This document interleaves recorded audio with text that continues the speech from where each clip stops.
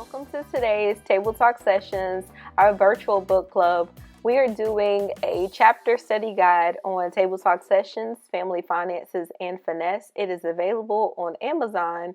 We join in weekly on Zoom to discuss each chapter and have real conversations and dialogues that are based on each chapter. Welcome and join in on our conversation. Welcome to tonight's Table Talk session. Today's Table Talk session is going to be going over Chapter 3. If you have purchased the book Table Talk Sessions, Family Finances, and Finesse, then you will know all about what we're going to be dialoguing on tonight. So tonight we're talking about Chapter 3. Chapter 3, you were to take notes and have some type of feedback from what you gained out of the chapter. However, I am making it a little easy by giving general question stems, okay? So let's start off with the first point. In the chapter, I highlighted a commentary about manners maketh men, and I talked about how my parents would sit us down at the table and go over their expectations for us. My mama would give us the look, or my grandma would give us the look when we would cut up in church, and you just had to, feel your way through how to conduct yourself, so to speak. So tonight is basically talking about manners and how, as a kid, how that was explained to myself and my siblings, and how that has helped us to be who we are. Not that we're perfect people, but how we've attained discipline and have been able to function through life. Okay. So the first question stem that I'm going to show up for tonight's table talk session is: are manners important? Why or why not? Anybody can jump in on it and go. So to answer the question, manners are important because they show that you are respecting, let's say, your elders, or you're showing, your appreciation and your respect for the knowledge that someone might carry. So I guess coming or speaking from the educational world, when you come across students who know how to use, yes ma'am, no ma'am, and respond to their teachers and people of authority with some sense, it makes you feel as though they have been well trained or brought up or raised in a manner that they kind of value that respect and that lineage. Thank you for that. Also, I would say manners are definitely important. Manners will take you a long ways in life. People are more apt to help you if you have good manners. Just because you hear people say a lot of times that kid is just so respectful, and people respond to you and be more in your corner if you are respectful and have good manners. And good manners is something that you need throughout life, even as adults. In the workforce, good manners are very important. That's actually a good point, Velma, because even thinking about what she just stated about the work environment, a lot of times one of the things that will turn me off from going to an establishment is poor customer service. And a lot of that, I think, has to do with manners and upbringing. And it should carry over. I don't know all the time if it does carry over, as far as in once I get out my mama's house, I'm a act a fool. But I think more than likely those who've been brought up with a sense of discipline, it does carry over as an adult. I mean, what do y'all think about that? Is that true or not? The work It's environment. definitely true in the work environment, because there's nothing worse than to help do something for someone or help someone with something, or even pass them something and they just take it and move on and don't say thank you. You be like, okay, thank you. And even sometimes, depends on the day, you might even say thank you or you're welcome, whether they say thank you or not. True, and you're trying to teach an adult how to be mannerable. That's very true. So that was one of the points I made in the book, was how can we expect from children that which an adult does not give? So we try to, say, oh, that kid is mad disrespectful, bring me your mouth, or, whatever the case may be. But even as adults, we recognize when we have not conducted ourselves in a respectful manner, but yet we would like to see kid that's 13, conduct himself likewise. It. So you that have had children, how did you implement to ensure that your child had manners? What was that like? So in the book, I share that my mom and dad had scenario talk. So we would sit at the table and they be going through, if somebody gives you something, be sure to tell them thank you. When you enter into a room, be sure to say hello or speak as you enter a room. Don't just enter into somebody's house and not acknowledge that you walked into their home. So what are some things, people who've had children or help raise kids, what are some things that you did to help implement that? Well, of course, when kids are young and they're learning to say thank you, when you give them something, you tell them, say thank you. And a lot of times, if it's not your child and someone gives your child something and you say thank you, the kid doesn't want to say thank you, then they don't get what you're offering them, because they have to learn to be appreciative and say thank you. So you always have to remind them when someone gives them something to say thank you. But also you have to be, as an adult, when someone gives us something, your children should see you say thank you. I like that. That's good. And also, I like to say something. Do you hear me? Yes. Uh-huh. One thing, this generation is children trying to raise children. They're not old and mature themselves, and say they don't teach their children any manners. Because once I told a child, when they walked in a room of people, I say, when you walk in a room, I say, you're supposed to say hello or speak to everybody. And the parent said to me, you don't have to speak to nobody if you don't want to. And I'm like, you're not teaching them any manners. And so that's a problem. The parent is so young, they don't have any manners. So they don't teach the child any manners. So sometimes the child don't even know any better, you know?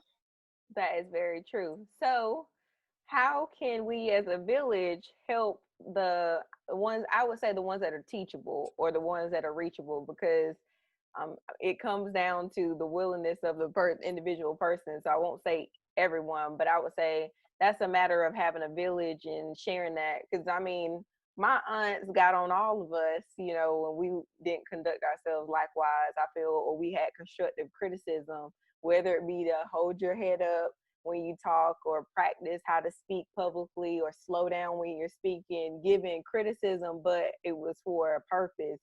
So what is that like? As an educator, I do that all the time. I'm sure Tiffany does that too. That's a part of what we do. We teach manners because we do realize that most of them are not getting it at home. A lot of time, until they get to be like in high school, a lot of them don't know any manners. And sometimes you see it happen to them, you pull them aside and you say, now, son, if you want to get ahead, this is what you got to do. And if he does want to get ahead, he'll respect what you're saying. But if he don't care, he'll say, oh, I'm going to get ahead in my way. But so Right. you got a bunch that want to go succeed. You got this other group that's saying, it don't really matter. So, you have to try to save what you can save and what you can't save. Because it makes a difference when you go for a job or something like that. Yeah, but I don't think kids see the value in it in that moment, like as they're growing up. I think as you get older, a little wiser, mature a little bit, you begin to see the value in something as simple as having manners, telling someone thank you or saying please or holding the door for the next person that's coming in behind you. I think as a 6, 7, 8, 9, 10-year-old, you don't necessarily see the value of what those behaviors mean, what those actions, mean. It's not until, I don't know, you get a little bit older, you are able to see from afar what someone without those manners, how that represents, or what that it represents, or what it looks like. It brings a little more clarity and meaning to the value of those manners. And sometimes they have to look back and realize, why didn't I get that job? Well, it's because you didn't look right, you didn't act right, or sometimes it's just a matter of saying yes sir or yes ma'am, or even call them in Mr. So and so. And some people say, well, that's been Uncle Tom. You ain't got to call him Mr. this, Mr. that. But you're not gonna believe it, but they go a long ways, you know. Yeah, but think about people that do not grow up receiving that type of instruction. Like, if you don't know any better, you know what I mean? Like, they just may not know, or they don't understand the value or the importance of that. We come in, sometimes we as adults, even though they're not our children, we still, if we see kids going wrong, not saying thank you, being disrespectful, sometimes it's just a simple saying, just a simple not reprimand, but just A redirect. being nice to them and say, you should say thank you when someone gives you something. And always, if they don't hold the door, you should hold the door, and people, for the person that's behind you, always hold the door. Just remind them of some of the things that they should do to have good manners. And if they're not getting it at home, there's, like you said, there's only so much we can do, but we should be willing to say something to children when we see they're doing things that are being disrespectful, or they're not showing good manners. I would just say it to them. Most kids at a young age, will accept what you tell them. Most kids will. I would say, like, for us, we are literally teaching social skills, and I teach 6-year-olds, 7-year-olds, and we're legit teaching social skills, how to have a conversation, how to deal with feelings, working on belly breathing. If I'm upset with a kid, it's not okay for me to just hit. And I like get animated. I have bears and puppets and animate, people having conversations. And a lot of times I feel like adults need the same thing, talking about boundaries, my bubble, your bubble, don't touch me, this is my space, but when we're talking about manners and I'm walking in the line with the kids and I'm saying, hold the door for your friend, hold the door for this person, step to the side, please let this kid come inside. I'm having to give I have to explain to them the reason why you push the door behind you is because it could hit the person that's coming in. So I feel like too, like not just saying hold the door for the person, but explaining too, this is why we do what we do. Like in the morning, I tell one of my rules are, you walk into my classroom, say good morning. Why are you having to say good morning? I didn't see you last night. I wasn't with you last night. We didn't see each other. So we're going to greet each other to recognize I see you, you see me. So I think too, and I don't want to say Black culture or for the culture, you do as I say, you know what I'm saying? Or sometimes I think being able to explain things as well. This is why we do what we do. I don't know. That's just me. I'm gonna say this because I think what happened was when we started speaking to people, because the whole stranger danger thing, like kids were taught not to speak to not to speak to other people because kids were getting taken away from each other. Everything got even dangerous or dangerous for like growing up. It wasn't bad, but then you don't talk to that person. You don't know him, so it has to find a happy balance also. So you tell your kids it's okay to talk to this person at one point in time and not to talk to this person at another time. So some people didn't learn how to find a happy medium. You know what I'm saying? Yes, very good. Even, oh, Sharika, that's a good point with talking about like stranger danger and people like what she's saying now, or even talking about kidnapping, the boundaries of how far do you communicate with somebody. So that's a good. So let's actually segue. So the second one for tonight then are to list present day expectations. So if we're talking about present day, talking about people being kidnapped, talking about COVID, for example, a lot of kids are not out right now. But let's say COVID, goes away, slows down. Sharika just brought up a good point. What are the expectations? How can we explain the boundaries? And as I said, a lot of what I'm doing is teaching this at school because we are not raising, but we are teaching kids who have young parents who they themselves were not taught manners. So what are the present day expectations? What are the boundaries, and how can we explain that to kids? And go. Expectations right now during COVID, which is not the norm, but the expectation right now is you don't hug people, you don't shake hands with people, you social distance, you stay at least 5 feet away, 6 feet 6 away. feet. You need to wear a mask. You speak to people, but you speak to them at a distance.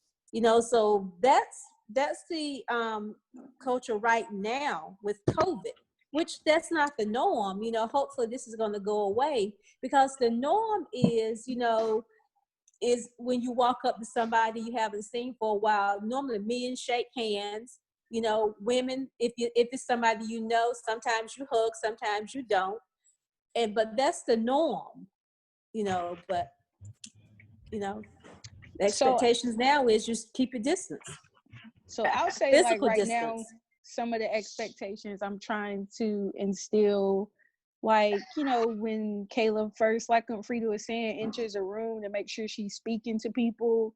And she's kind of reserved anyway. So really working on, like, eye contact, looking somebody in the eye when you're speaking to them. My Aunt Thelma gets on her all the time about that. And going to Combs, it's like a leadership school. So their, like, principles or their foundation is really leaning on some of those manners and skills that you need to master to be successful and productive in life. So they practice, when you walk into the classroom, you're given firm handshakes with eye contact and greeting, your neighbor or your teacher by name. Good morning, Miss So-and-so, with the handshake and eye contact. And so just practicing those things, because you need to have those experiences really so when you get out in the real world, you're able to carry them out and you feel confident and comfortable in doing so. It'll become like first nature. You practice becomes habit. Does teenager high school students, do they address their teachers when they walk in the room, Tiffany? I would say some. Like, the thing is, we encourage our teachers, to be outside of the door greeting their students, but it's a two-way street. You know what I mean? Like, if your teacher greets you, obviously someone with manners is going to respond in kind, good morning, or they may say, hey, or what's up. I don't know. I think it just depends on, again, how they're being raised, how they're coming up. How to teach. I was just wondering, I didn't know if the teachers, if she's in at her desk doing something, when the kids come in, do they make it a point of it, or do they just go into their seat? Nah, if the teacher is doing something, I would say the vast majority is probably not going out of their way to speak to that teacher first, unless they have like a pretty good relationship with the teacher. Most of them are waiting to be spoken to before they're addressing the adult. Mm-hmm. This one is asking specifically. So I shared in the book that our parents sat us down at the table. We had legit scenario talks. Our aunts and uncles, when they felt a need to address or redirect, as they've shared even tonight, keeping your head up when someone is speaking to you, acknowledging when you walk into a room. So how were you taught the expectations of how to act? And I will say that we talk about cultural perspective, that some people act as they do, and they are doing what they feel is right. Do you understand what I'm saying? In their minds, what they are doing, their behaviors is right, because that's the way that they know. And like Aunt Thelma shared, it's a matter of somebody being willing to say, hey, this is how, if you have something you want to say, there's a way to be assertive. There's a way to address someone when you walk into a room. So what was the methodology as far as in the discipline? So I'm going to just say our methodology was, we're going to introduce you to this here belt if you don't understand these manners that we're trying to put down. Amen. He said amen. amen. Okay, Ed. Hallelujah. I don't have any children. And that belt hurt. Yeah, well, I only had one, but manners was important. And even to this day, at my age, manners and respect are number one. You can go a long ways with people having good manners and being respectful. Just like I tell people all the time, even in the workforce, you don't even have to like me. You don't have to like what I say, but you must respect me. You have to have respect for people, and you have to have self-respect as well. And respect and manners go hand in hand. So anybody else, how was it taught? I mean, what are we doing about the up and coming? Because it's different. I mean, Tiffany's right. We got the belt. We had whooping. Right. So I think, well, coming up for me, I think it was a lot by, I guess, what I saw. So leading by example, I guess I could say. Like I saw my mom, my mom, so they were all respectful to the elders. Yes, ma'am, no, ma'am. Excuse me, just different things. So I think I try to lead by example here in my home. And so then when they go out in the public, won't be too embarrassing. If not, call them out on it. That was one way it was fixed. If you come in, you didn't speak, your mama look at you and say, ain't you gonna say something? Or, speak to everybody.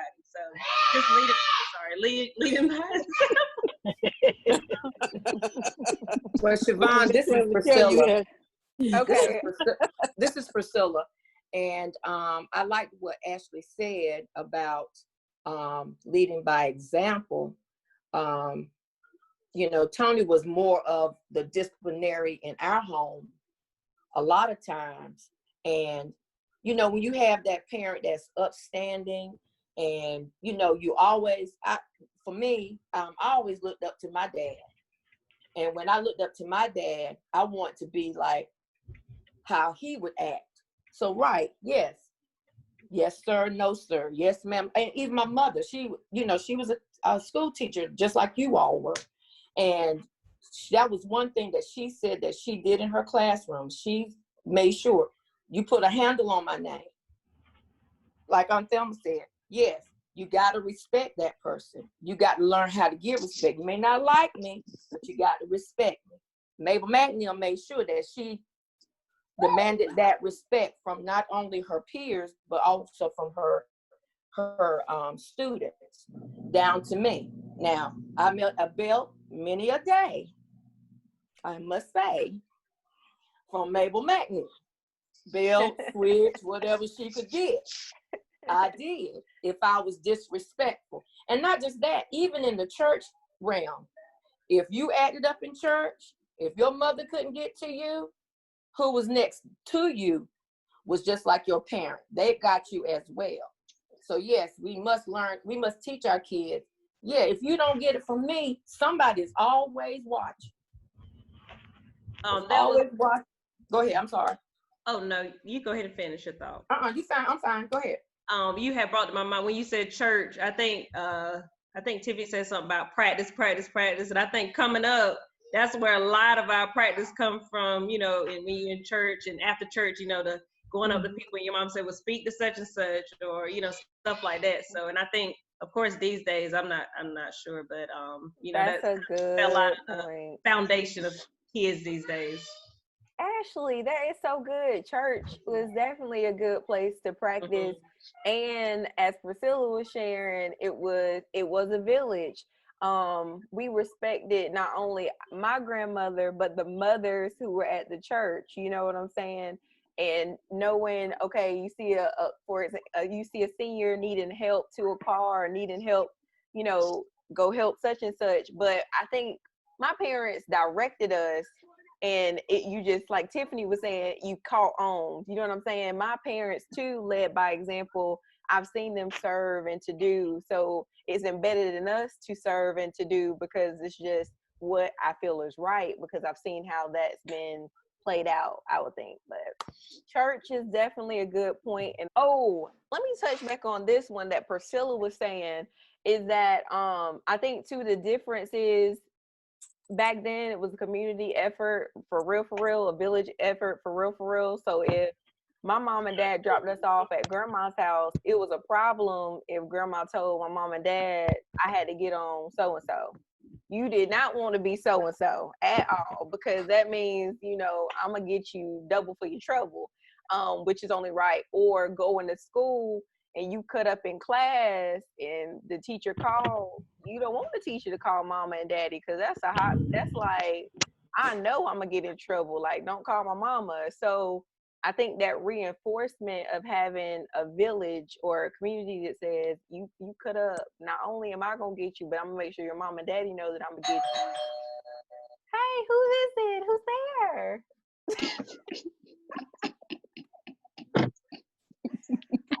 But being a community where that is being reinforced. If somebody is sharing with you that your kid had an attitude and was not conducting themselves as they should respectfully, I think that as an adult you need to redirect it. That's like when I pick up the kids from specials and they like, such and such cut up today. Well, you don't disrespect me in class, so you don't disrespect me typically in class, so you're not going to go in this classroom and be disrespectful. If you can act right for me, you surely are not going to go in this other classroom and cut up for this teacher. So it's like, I am playing mama. I'm having to go and, hey, get yourself together. You can't be cutting up with this teacher and you don't cut up for me. Although that relationship is not there, the respect is what I'm reinforcing. You need to be respectful regardless of who it is. So, or you gonna get a whooping. Or you gonna get a whooping. And the crazy part is, as a teacher, the kids, I don't want to say they fear me, but they respect me to the magnitude. Like, I don't want to get on Miss Day's bad side. I want to make sure Miss Day is, good with me. Same it's way. Fear too, girl. Them whoopings lead to fear. And a hard behind. That thing hurts. I don't know. I don't know if Tiffany learned. I don't know. Did you learn your lesson here, or did you learn manners? I learned manners. Definitely. Did you not appreciate those whoopings? You felt like it was excessive? No, I didn't appreciate that. What? Well, kids don't get whoopings nowadays. So, what we're talking about is old school. They get put in the corner, Now, Aunt Frida, that may be somebody's parenting style. So we're gonna have a safe space that, whatever your I don't know. And you know what? While they're in that corner, they're thinking about what they can do when they get out. It was worse than what to put them in the corner. Oh, that's crazy. Now for me, and with my experience in teaching, manners, kids want that. They want that training. They want somebody to give them that guidance of, like what everybody's saying, with the yes ma'am, no ma'am, no sir, yes sir, or giving them those positive reinforcements, like telling them, like, before you cross the street, you're supposed to walk, watch both ways before you cross. If you want something, you raise your hand or whatnot. In my experience, most of my kids from Head Start is pre-K and under, they thrive on that. And when they call it, some people call it strict, it is what it is. Those kids love it. They want it because some of them are not getting it at home. They're not getting that, teaching, that tough love, as we say, and like my babies, they want it. They love it. And they'll let you know they appreciate it by, giving you their love, like hugging you, all this stuff, telling you, say, I love you, or all this stuff. And if somebody's cutting up, they always going to be at your defense, But, and then you tell them, go over there and sit down. Right. That part. Yeah. And I just want to put in here, interject. I work in the at the clerk of courts. I go to court every week. Every week, they're getting younger and younger. Now they've lowered the age from being, 16 to like 18. Excuse me, they raised the age, to 18 as being a juvenile. So I think what they were trying to do as what we were told, was that if they got in trouble, that they can, that juvenile record is sealed. But, like you said, kids are being shown things at home. They're not getting the thank yous and please and love you. Kids, I see kids coming with their parents is cussing them out. What a little child need to know about whatever you're calling this other person. I remember a couple of weeks ago, there was a fight in front of the courthouse. Parents fighting kids fighting parents. So we once they get it from you all, you teachers, like you said, they're not getting it at home, they're getting it from you. Yes, we need to teach them. We need to keep reinforcing it, loving on them. All right, now, like Aunt Thelma and others said, we can't really hug them and shake their hands, or you might have to bump them with your arm or what have you. A friend of mine a while ago was saying that she said, I'm not scared to go back to school, but once school starts, these kids don't know nothing about not being able to get the love from us, who they've been getting it from, and not from their parents. But we got to keep reinforcing, like everybody's been saying tonight, reinforcing,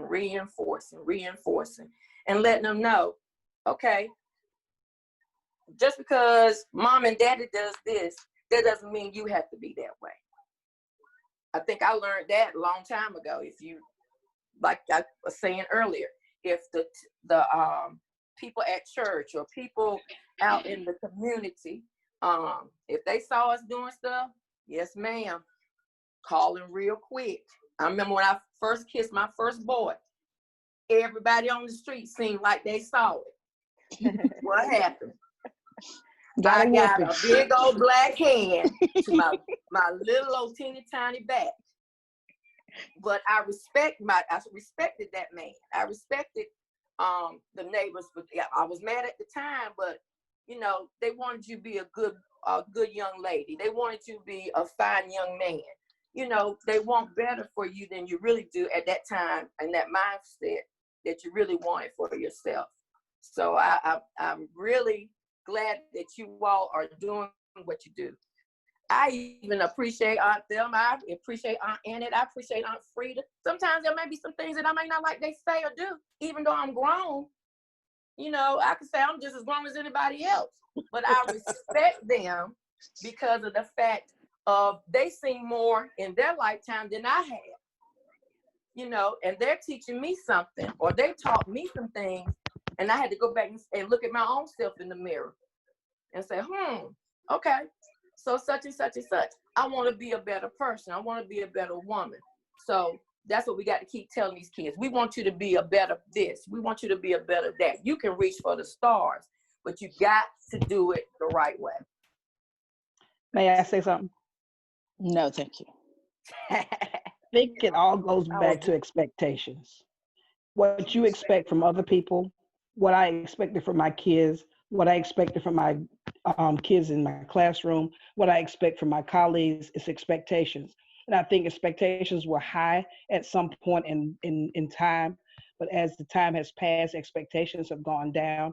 And with those expectations, everything else has dwindled down. And that's manners, that's respect, that's everything, but it goes back to expectations. And I think we as educators, if we lift that value back up and expect more from kids, and even parents expect more for your children, then we can raise that bar. But I think it all goes back to expectation. I agree. And I was going to say, Priscilla, you made several good points. Even when you're talking about the young people that you're seeing coming down to the courthouse, I'm in the grocery store the other day, and this is not a Black kid, so to speak, but it doesn't matter if it was a Black kid, white kid, Hispanic, but the mother had like 3 children with her, and this kid is in the shopping cart, but is laying flat in the shopping cart and is like crawling on the floor. He stopped like 6 of the people that were around because we're supposed to be keeping 6 feet of social distancing. And because of him wanting to be clowning right now in the store, people are having to step back until he's done being Spider-Man on this cart. You know what I'm saying? So even the simple principle of, we laugh at when your mama looked at you in the car and said, when we get in this store, don't ask me for nothing. Don't be touching nothing. Don't be picking up Snickers and such. But it was teaching before getting out of the car, this is my expectation. We were like, oh, mama don't want to spend no money. No, because it's not that. You know that a kid will Yeah, get, it was. you know that a kid is going to get in this grocery store and be wanting all of this stuff. One, two, be trying to touch, pick up on everything.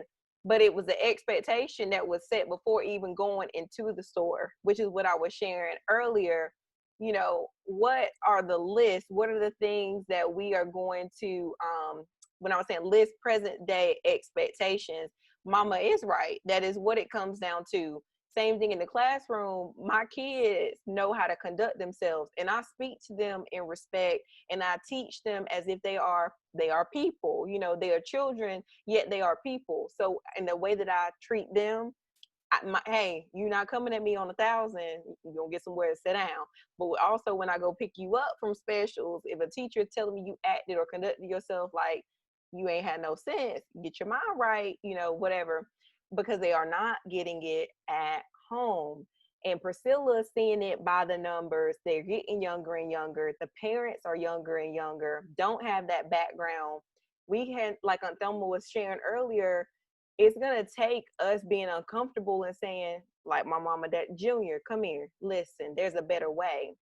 And even if they don't receive it that first time, Junior, come here, there's a better way. Because if we don't, those who have come from a house or a home where you've been taught right, if you do not, then it's going to continue going down a rabbit hole of nonsense.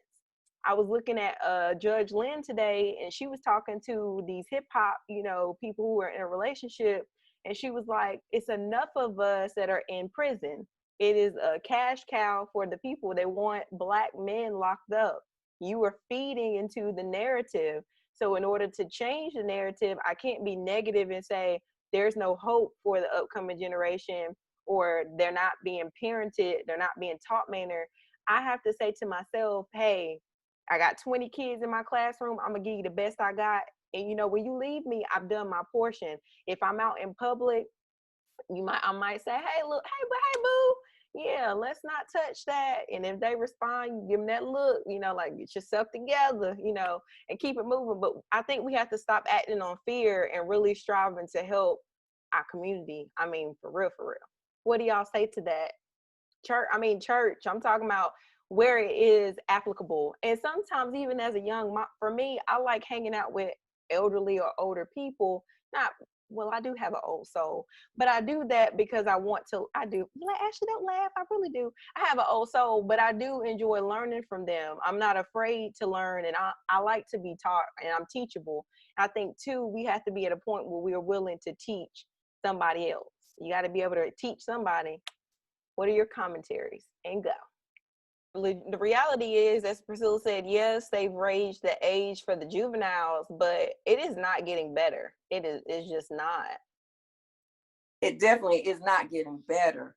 I have started meeting the officers who take these kids to juvie hall, and they're even introducing Christ to a lot of these kids and trying to teach them to do better.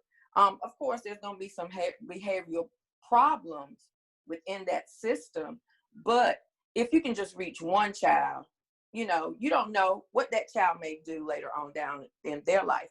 Let them reach out. I even tell some of my older, kids who came up years ago who have been to prison and now are out and back in society being productive adults, you know, give back to your community. There's some kids out there you've seen that's been wilding out a whole lot and, you know, talking a good game.